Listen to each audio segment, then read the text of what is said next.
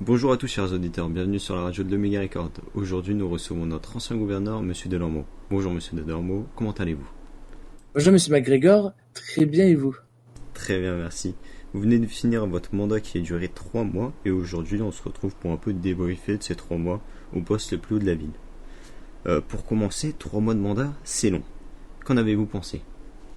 Alors écoutez, ces 3 mois de mandat ont été, très longs pour ma part, puisque nous avons été quand même la plupart du temps actifs et présents au gouvernement. Chaque jour de ces 3 mois, j'étais au moins disponible à tout moment. Et sinon, après, j'ai passé de très bons moments avec toutes les personnes qui m'entouraient au gouvernement, avec une bonne équipe avec qui j'ai pu avancer sur la plupart de mes projets. Donc, voilà. Oui, il faut être très présent en ville. Exactement. Très bien. Euh, Certainement vous avez dû avoir des moments qui ont été difficiles. Est-ce qu'il y a eu des moments qui vous ont marqué pendant votre mandat? Ah oui, totalement. D'où les kidnappings, par exemple, à ma personne, qui se sont réalisés il n'y a pas très longtemps par la milice. Euh, j'ai même été kidnappé avec ma fiancée. Voilà, on est parti sur Cayo Perico, on nous a mis dans une cage, voilà, on nous a posé pas mal de questions. Bon, ils nous ont pas fait de mal, hein, évidemment, mais c'était quand même assez Traumatisant. traumatisant. Voilà, Comment c'est vous avez ça. fait pour passer outre ces kidnappings? Écoutez, on va dire que j'étais un petit peu habitué, hein, à force. Vous savez, on commence à se créer un mental plutôt mental d'acier. Et donc, j'ai, je pensais surtout au bon moment passé aux côtés de certaines personnes et puis à la sécurité que je pouvais avoir par la suite parce que du coup, c'est vrai que suite au kidnapping, la sécurité s'est renforcée et on a fait avec, quoi. Très bien, bah c'est un parcours honorable, surtout avec ce que vous avez dû subir. Est-ce que, au contraire, vous auriez eu des moments qui étaient plutôt faciles? Plutôt facile, oui, du coup, c'est le travail au gouvernement, puisque, comme j'ai pu vous le dire, j'étais avec une très bonne équipe présente aussi, donc constituée d'un secrétaire d'État à la finance qui gérait du coup toute la partie des impôts des entreprises, secrétaire d'État à la défense, du coup, Monsieur White, et mon vice-gouverneur, qui était du coup Eden Carter. Du coup, tous les deux ont travaillé sur tous les dossiers d'entreprise, sur les demandes de subventions, et sur la création aussi d'entreprises, sur les réunions, voilà, tout ça. L'aide de ces personnes, que ce soit Monsieur Lincoln, Carter ou autre, vous a été bénéfique du coup. Totalement. Alors c'est seulement du coup les membres du gouvernement, puisque c'est quand même euh, assez fermé à mes proches, hein, puisque c'est tout à fait normal, nous on a quand même un secret professionnel à tenir. Tout ce qui rentre au gouvernement reste au gouvernement, toutes les infos du coup qui circulent, voilà, on peut pas les divulguer, donc on a travaillé en comité réduit. Très bien. On suppose que vous avez dû forcément perdre des amitiés pendant ce mandat. Tout à fait. Bah, c'est-à-dire que la plupart de mes amis qui m'ont soutenu pendant la campagne électorale ne font plus partie de ma liste des contacts sur mon téléphone. Voilà. Ça doit être des moments compliqués, ça, de perdre des amis. Au début, oui. Maintenant, voilà, je m'en suis fait de nouveau plus proche, on va dire, sur qui on peut compter. Et après, voilà, aucun regret. Votre poste de gouverneur faillit être allongé de quelques semaines à cause du manque de candidats. Pourquoi avez-vous pris la décision de ne pas vous représenter? Du coup, ça va répondre un petit peu. Enfin, je vais répondre un petit peu comme la première question que les 3 mois de mandat, c'est long.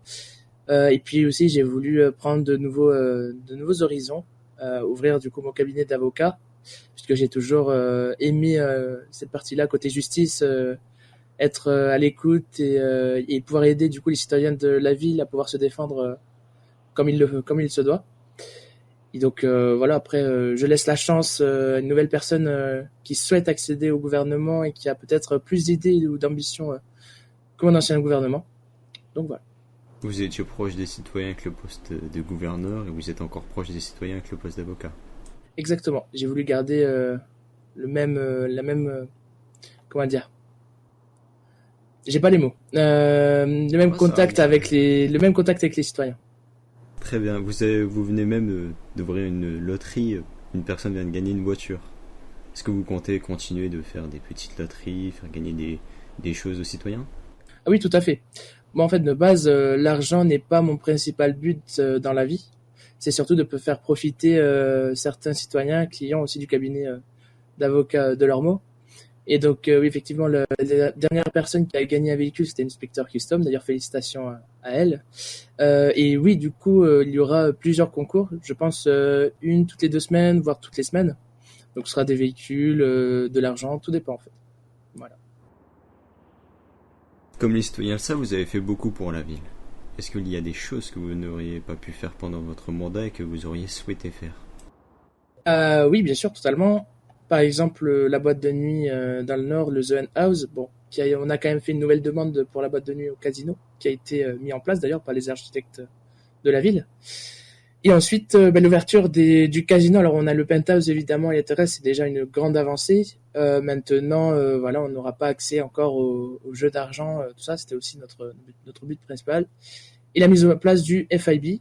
Voilà, nous on regrette surtout on a essayé de faire comme on pouvait, malheureusement, nous n'avons pas pu mettre en place ces projets-là.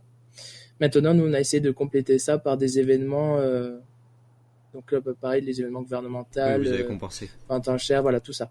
Et puis être vraiment à l'écoute des patrons et des citoyens qui souhaitent en tout cas ouvrir une entreprise pour que ces personnes-là puissent bénéficier de certaines subventions données par le gouvernement.